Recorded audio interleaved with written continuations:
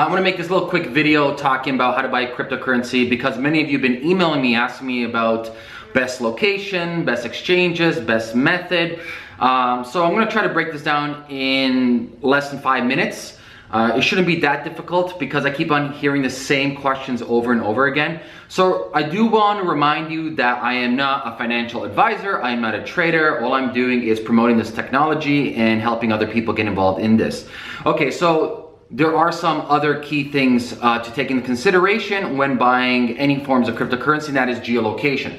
Because some of the exchanges I am going to mention to you may not be, let's say, available for you within that country. That being said, there's many workarounds for you to get the cryptocurrencies that you want. So first of all, let's talk about North America. One of the easiest ways to get Bitcoin or Ethereum or Litecoin in North America is Coinbase. In fact, they just raised, I think, another $100 million and they're valued at $1 billion. I think that makes them the first ever blockchain unicorn company that has $1 billion in evaluation. Now, there are some caveats with Coinbase, and these are the caveats with Coinbase.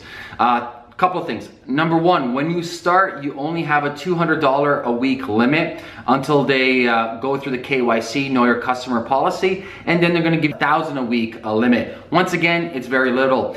For Canadians, the downside to this is you actually can't cash out on Bitcoin and Ethereum back to your bank. You can only cash in, but you can't cash out. Therefore, you actually got to take your money into another exchange, whether it's Kraken or something else, and do a wire transfer.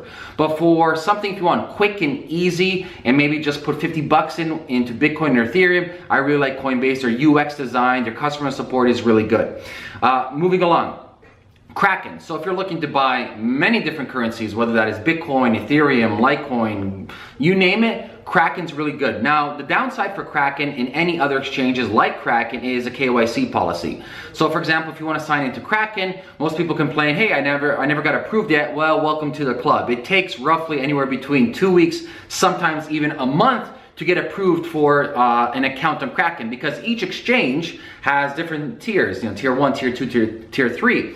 And so for their KYC policy, and if you're wondering what KYC is money laundering policy, right?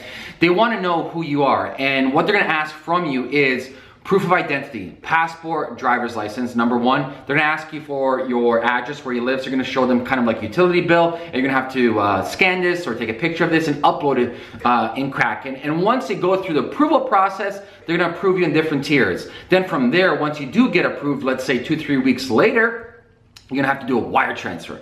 So, yeah, I know it defeats the purpose of blockchain and cryptocurrency. You're gonna have to walk to your bank, do a wire transfer, pay the money, and wait a couple of days, sometimes even wait a week, so you can transfer their money to their bank account.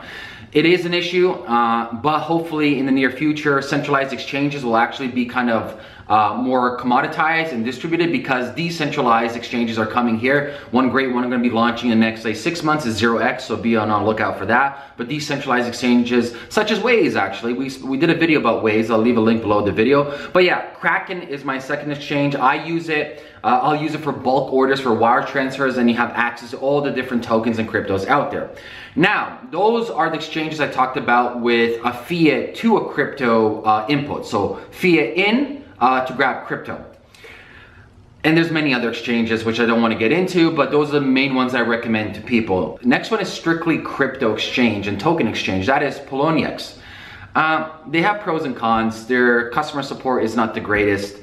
They do have some issues, but for the most part, if you're playing around with like small orders, they're really good, because what you can do is you can transfer your crypto from Coinbase or from Kraken to Poloniex, and then you can do transfers between different cryptocurrencies and tokens pretty instantaneously. There's another one called Bittrex. So you can use both of them, whether it's Poloniex or Bittrex, but what's really good about this is they don't deal with fiat, it's instantaneous. So as long as you have cryptocurrency and you want to get other cryptocurrencies that you may not have access in the exchanges in your country, or for some other technical reasons, you can now go to Poloniex and Bittrex, and you can do changes in between different cryptocurrencies. Like I said, their Poloniex customer service isn't the greatest, and sometimes it's buggy. So go at your own risk. Like anything you do online, as long as you keep any crypto online, you are at risk. I always recommend, if you want to store, say, a significant amount of crypto offline, get a hard wallet. I use a Ledger. There's a link below this video for that.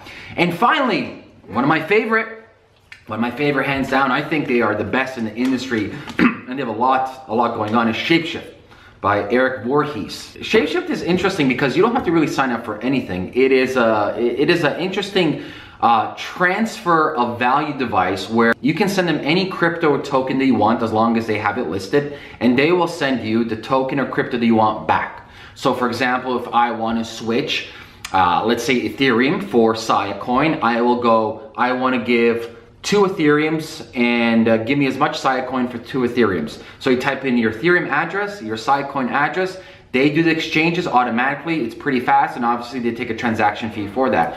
What I like about this is pretty damn quick. Their customer support is really good, and I really believe in the team. That is Shapeshift team. They have rockstar team. They got $10 million from VCs for Series A. They're in this for the long game, and I really trust their service and their transparency, what they bring. But I use them all the time. If I want to do some quick little currency exchanges between tokens, between other cryptocurrencies, I use Shapeshift almost on a day-to-day basis.